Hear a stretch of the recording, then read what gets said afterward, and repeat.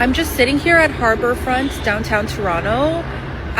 We're on a walk, and the spirit of this tree essentially reached out to my daughter and stopped us in our tracks. We are here just sitting beneath her energy field, along with a bunch of other people who decide to stop and marvel at her beauty. I'm gonna show you.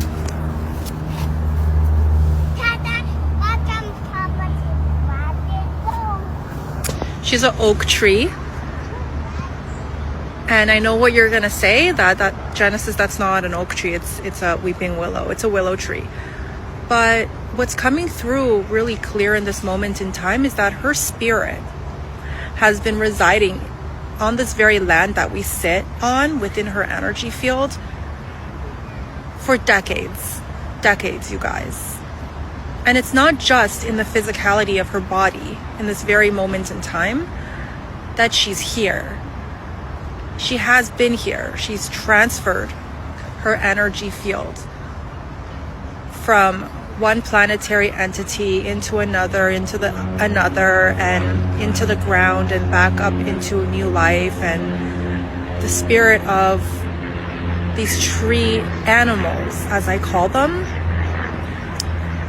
typically inhabit a land they choose to reincarnate within.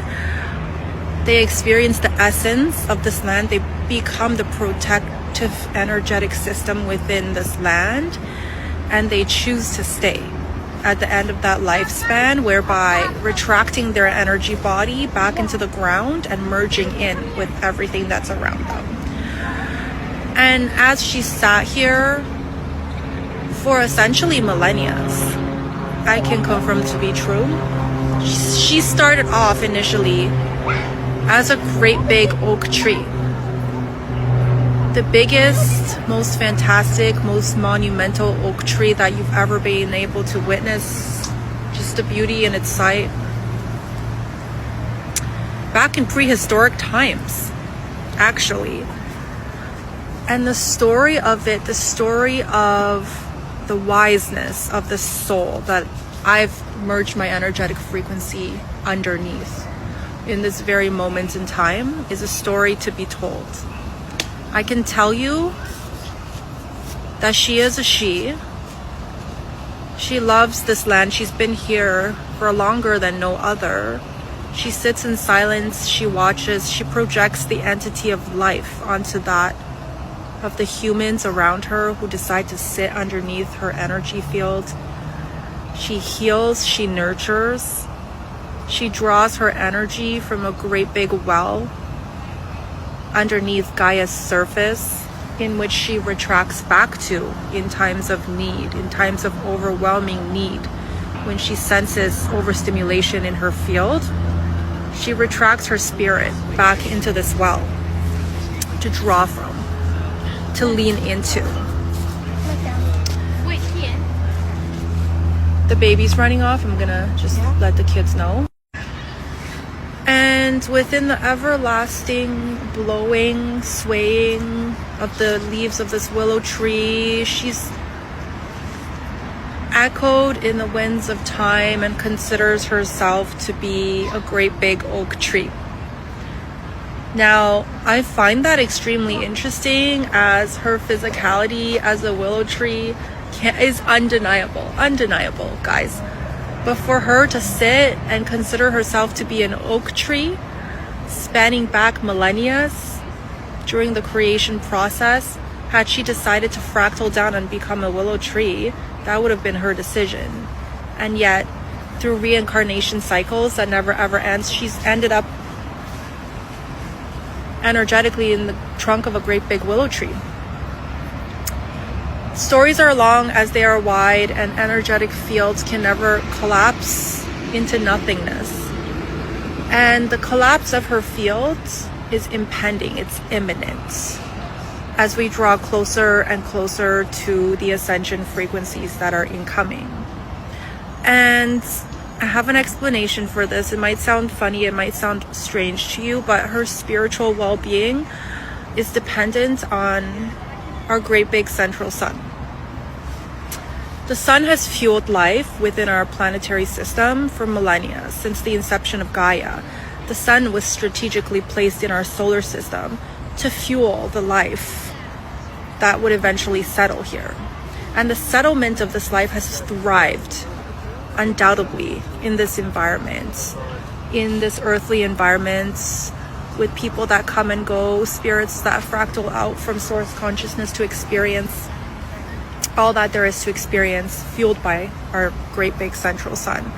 But ladies and gentlemen, if you know about the ascension, if you've been expecting the ascension to approach upon us very slowly, very wisely, very far off-ish, very everything that you've ever been able to envision to be true and imagine to be real, I'm here to tell you that no reality field can last forever, and our reality field is on its way to a collapse. A collapse within the three-dimensional frequency that leads to a higher being of knowing, a higher existence of seeing, a higher merging within unity consciousness, where we will no longer be fueled epically, spiritually, within the livelihoodly.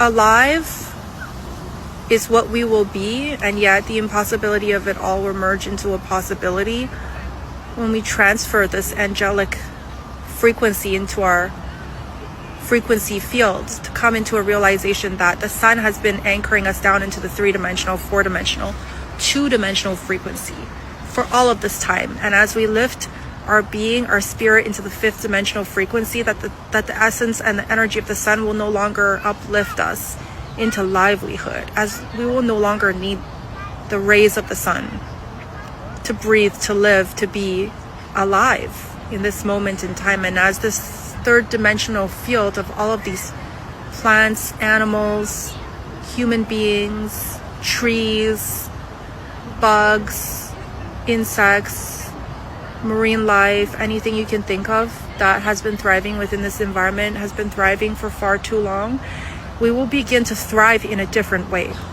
upon the collapse of this reality field that leads to a new dimensional frequency of the 5D.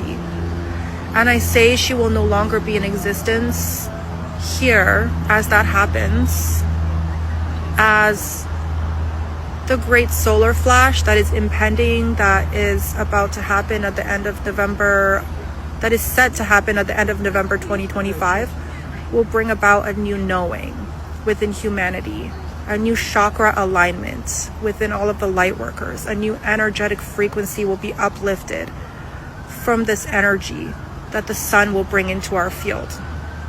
That will eventually collapse her being, its livelihood, its rays, and compress it onto our humanity field in such an epic distortional way that it will bring about the greatest ice age that is impending to happen within the next 10 years in Earth time. And you may sit there and look at me like I'm crazy and say, Genesis, that is an impossibility.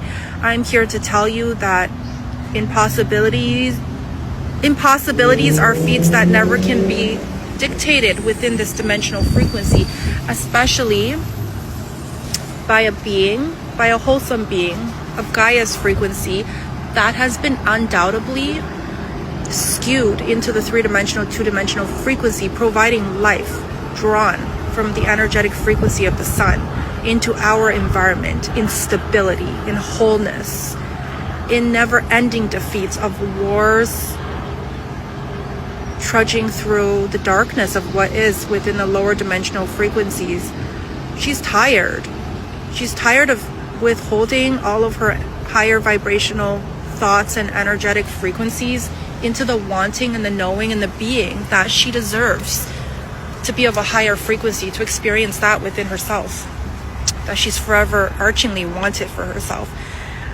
And that is being granted to her, ladies and gentlemen, for once and for final. And as we transition into the 5D, just know that everything that you've known, everything that you've seen, everything that you've heard, all of the reality field that we belong to will shift into a state of unity, wholeness, and all of your answers will be answered